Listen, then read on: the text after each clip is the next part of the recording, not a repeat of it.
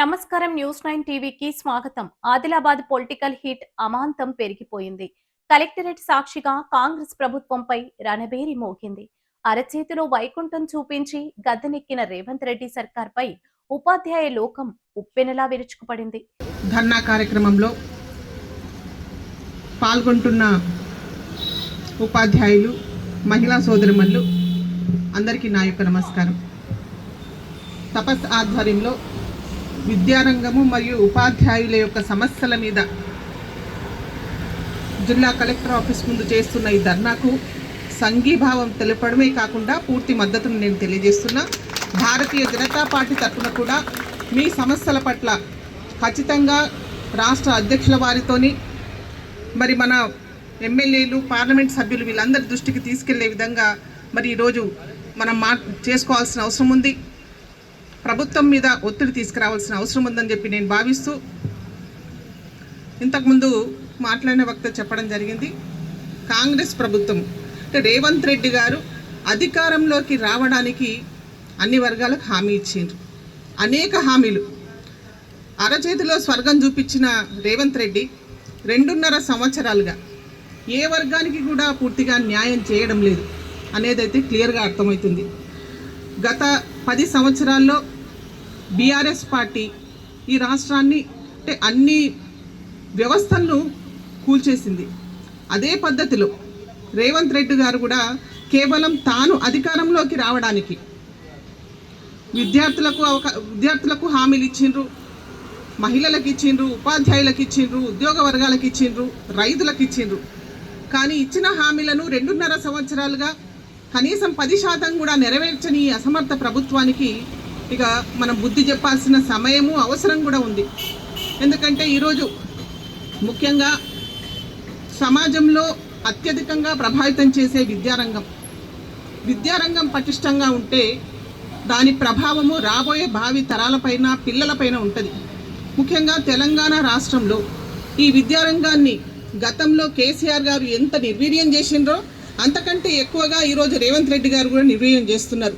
స్కూళ్ళ విలీనం పేరుతోని ఉపాధ్యాయుల యొక్క ఖాళీలు భర్తీ చేయలేని పరిస్థితుల్లో ఈ ప్రభుత్వము విద్యారంగాన్ని పూర్తిగా నష్టం చేయడంతో దీని ప్రభావం పేదల మీద పడుతుంది. గ్రామీణ ప్రాంతాల్లో పిల్లలు ముఖ్యంగా కూలీనాలి చేసుకొని వ్యవసాయ ఆధారిత పని చేస్తున్న తల్లిదండ్రుల పిల్లలని ఆదిలాబాద్లో పట్టణాల్లో చదివించడం అనేది సాధ్యం కాదు. దానివల్ల విద్యారంగం కేవలం పిల్లలతో కాదు, ఈరోజు టీచర్ల మీద కూడా ఈరోజు మీరిచ్చిన హామీలు, ముఖ్యంగా మీ యొక్క ఏదైతే మేనిఫెస్టోలో పెట్టుకున్న హామీలు అయితే నెరవేర్చమని చెప్పి మీరు అడుగుతున్నారు. దాదాపు 2.5 సంవత్సరాలుగా మీరు వేచి చూసిండ్రు. కనీసం మీరిచ్చిన హామీలనే నెరవేర్చమంటున్నారు. కొత్తగా వీరు ఏమీ గొంతెమ్మ కోరికలు కోరడం లేదు. వీరందరూ ఉపాధ్యాయులు, ఉద్యోగ వర్గాలందరూ కూడా సపోర్ట్ చేయడం వల్ల కాంగ్రెస్ పార్టీ అధికారంలోకి వచ్చింది. అంటే మీరు ఇచ్చిన హామీలు ఆ రకంగా ఉన్నాయి. అనేక ఏళ్లుగా పెండింగ్ ఉన్న సమస్యలు మరి ఇప్పుడే సోదరుడు చెప్తున్నాడు, డిఏ అనేది కనీసం ఎప్పటికప్పుడు క్లియర్ చెయ్యాల. కానీ దేశంలో ఎక్కడా లేదు. ఒక 6 డిఏలను పెండింగ్ పెట్టిన ప్రభుత్వం ఘనత ఈరోజు కాంగ్రెస్ పార్టీకి ఉన్నదంటే ఇవాళ మీ యొక్క రాష్ట్ర ఆర్థిక పరిస్థితి కాంగ్రెస్ పార్టీ ఎప్పుడైతే అధికారంలోకి వచ్చిందో ఆర్థిక పరిస్థితి గతంలో కేసీఆర్ నిర్వీర్యం చేస్తే దానికి 3 నువ్వు కూడా అప్పులు చేసుకుంటూ అమలు కాని, సాధ్యం కాని హామీలను కూడా, అంటే ఒకవైపు అభివృద్ధి పథకాలకే అమౌంట్ లేదు ఈ రాష్ట్రంలో, సంక్షేమ పథకాలు ఎక్కడి నుంచి చేస్తావు? అంటే అడ్డమైన హామీలు ఇచ్చి ఇవాళ ప్రజలందరినీ మోసం చేసి అధికారంలో కొనసాగుతున్న రేవంత్ రెడ్డి, నీకు మిగిలింది కేవలం ఇంకా 50%, 2.5 సంవత్సరాలు మిగిలింది. ఈ 2.5 సంవత్సరాల్లో కనీసం నువ్వు ఇచ్చిన హామీలలో ఉద్యోగ ఉపాధ్యాయ వర్గాలు ఏదైతే ముఖ్యంగా తపస్ ఆధ్వర్యంలో ఏర్పాటు చేసిన ఈ ధర్నా కార్యక్రమం, మరి వారి అయితే న్యాయమైన డిమాండ్లు ఉన్నాయో 51% ఫిట్మెంట్తోని అది డిఆర్సీ కానీ డిఏ కానీ పిఆర్సీ ఇవి 2 కూడా అమలు చేయాలి. వేతన సవరణ అనేది ఉపాధ్యాయులు అడిగేది న్యాయమైన డిమాండ్.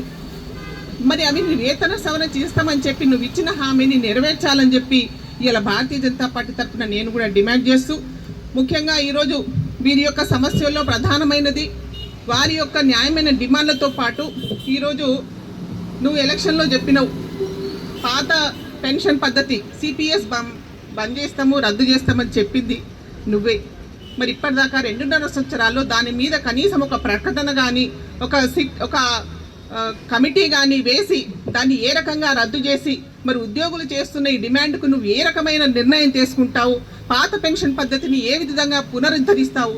ఇది చాలా రోజులు చాలా కాలంగా పాత పెన్షన్ పద్ధతి పునరుద్ధరించాలని చెప్పి ఉపాధ్యాయులు ఉద్యోగులందరిలో ఉన్న డిమాండ్. ఈ ప్రధానమైన డిమాండ్ని నువ్వు ఆసరా తీసుకొని వాళ్లకు నువ్వు ఇచ్చిన హామీ అంటే నువ్వు అధికారంలోకి రావడానికి ఇలా ఉపాధ్యాయులను నువ్వు మోసం చేసినట్టు కాదా అని చెప్పి నేను రేవంత్ రెడ్డి సర్కార్ని అడుగుతున్నా. మరి నువ్వు ఉండేది 5 సంవత్సరాలు, కానీ ఇలా ఉపాధ్యాయులు వారిని విధులు నిర్వర్తించాలి, ప్రజలకు సమాజానికి సేవ చేయాలంటే వారి డిమాండ్లను కూడా నెరవేర్చాల్సిన బాధ్యత ఈరోజు రాష్ట్ర ప్రభుత్వం అని చెప్పి నేను సందర్భంగా తెలియజేస్తూ, మరి భారతీయ జనతా పార్టీ ఆధ్వర్యంలో ఖచ్చితంగా ఈ సమస్యలు ఈ విషయాల మీద భారతీయ జనతా పార్టీ యొక్క ప్రజాప్రతినిధులు ఎవరైతే ఉంటారో మరి రాబోయే అసెంబ్లీ విషయంలో మాట్లాడే విధంగా వారి దృష్టికి కూడా మనందరం కూడా తీసుకెళ్లాల్సిన అవసరం ఉంది. మీరు కూడా అంటే మీ కమిటీలు వేసి మీరు కూడా రాష్ట్ర స్థాయిలో వెళ్తుంటారు, స్థానికంగా ఎమ్మెల్యేలు ఎంపీలు ఉన్న చోట కూడా ఖచ్చితంగా వారి ద్వారా మనం ప్రభుత్వం మీద డిమాండ్ చేసే విధంగా ఒక కార్యాచరణ చేద్దామని చెప్పి సందర్భంగా తెలియజేస్తూ, మరి ఒక ఉపాధ్యాయుడు నేను రాగానే మాట్లాడుతూ చెప్పారు. వాస్తవంగా జిల్లా పరిషత్ చైర్మన్గా మరి నేను అప్పుడే రాజకీయాల్లోకి రావడం, కాకపోతే నేను టీచర్ కమ్యూనిటీ నుంచి ఉన్నా. నేను కూడా బీఎడ్ చేసి యాక్చువల్గా నేను కూడా టీచర్గా పనిచేసిన కొన్ని రోజులు ప్రైవేట్ స్కూల్లో. మా ఫాదర్ కూడా టీచర్ కాబట్టి నేను మీ కమ్యూనిటీకి చెందిన దాన్నే కాబట్టి మీ సమస్యల పట్ల ఖచ్చితంగా మా యొక్క మద్దతు మీ పోరాటానికి మా సహకారం ఎల్లప్పుడూ ఉంటుందని చెప్పి తెలియజేస్తూ మరి ఈ ధర్నా కార్యక్రమానికి మాట్లాడే అవకాశం ఇచ్చినందుకు మీ అందరికీ ధన్యవాదాలు తెలియజేస్తూ ముగిస్తున్నా. జై హింద్. తెలంగాణ ప్రాంత ఉపాధ్యాయ సంఘం చేపట్టిన ధర్నా ఇప్పుడు రాష్ట్ర రాజకీయాల్లో పెను సంచలనంగా మారింది. ఈ ధర్నాలో ఉపాధ్యాయులకు పూర్తి మద్దతు ప్రకటిస్తూ బరిలోకి దిగిన సుహాసిని రెడ్డి సీఎం రేవంత్ రెడ్డి టార్గెట్ గా సంచలన వివాదాస్పద వ్యాఖ్యలు చేశారు. 10 ఏళ్ల పాటు బీఆర్ఎస్ అధినేత కేసీఆర్ వ్యవస్థలన్నిటినీ నాశనం చేస్తే ఇప్పుడు ముఖ్యమంత్రి రేవంత్ రెడ్డి కూడా అక్షరాల అదే ఫాలో అవుతున్నారు అంటూ సుహాసిని రెడ్డి నిప్పులు చెరిగారు. అధికారంలోకి రావడం కోసం నాడు కాంగ్రెస్ పార్టీ విద్యార్థులకు, మహిళలకు, రైతులకు, ఉద్యోగ వర్గాలకు ఇచ్చిన ఏ ఒక్క హామీని కూడా నిలబట్టుకోలేకపోయిందని ఆమె తీవ్ర స్థాయిలో విరుచుకుపడ్డారు. ఇది ముమ్మాటికి అసమర్థ ప్రభుత్వం అంటూ సుహాసిని రెడ్డి చేసిన కామెంట్స్ ఇప్పుడు అధికార పార్టీలో కాకరేపుతున్నాయి. అంతేకాదు విద్యారంగం కుప్పకూలిపోతుందని, ఇదే జరిగితే భవిష్యత్తు తరాల పిల్లల జీవితాలు అంధకారంలోకి వెళ్లిపోతాయని ఆమె చేసిన హెచ్చరికలు ప్రభుత్వానికి సూటి ప్రశ్నలుగా మారాయి. విద్యా వ్యవస్థను సర్వనాశనం చేస్తున్నారని ఆమె చేసిన ఈ డైరెక్ట్ అటాక్ ఇప్పుడు పొలిటికల్ సర్కిల్స్ లో హాట్ టాపిక్ గా మారింది. మాజీ కౌన్సిలర్ కాంత సతీష్ రెడ్డి, శివకిరణ్ వర్ధన్ సహా వందలాది మంది ఉపాధ్యాయులు పాల్గొన్న ఈ మహాధర్నా కాంగ్రెస్ ప్రభుత్వానికి ఒక స్ట్రాంగ్ వార్నింగ్ బెల్లా మారింది. మరి సుహాసిని రెడ్డి చేసిన అసమర్థ ప్రభుత్వం అనే ఘాటు విమర్శలపై కాంగ్రెస్ క్యాంప్ ఎలా రియాక్ట్ అవుతుంది? టీచర్ల ఆగ్రహ జ్వాలలను ప్రభుత్వం ఎలా చల్లారుస్తుంది? ఇది ఇక్కడితో ఆగుతుందా లేక రాష్ట్ర వ్యాప్త ఉద్యమానికి దారి తీస్తుందా? Let's watch the story. మరింత సమాచారం, లైవ్ అప్డేట్స్ కోసం చూస్తూనే ఉండండి News9 TV.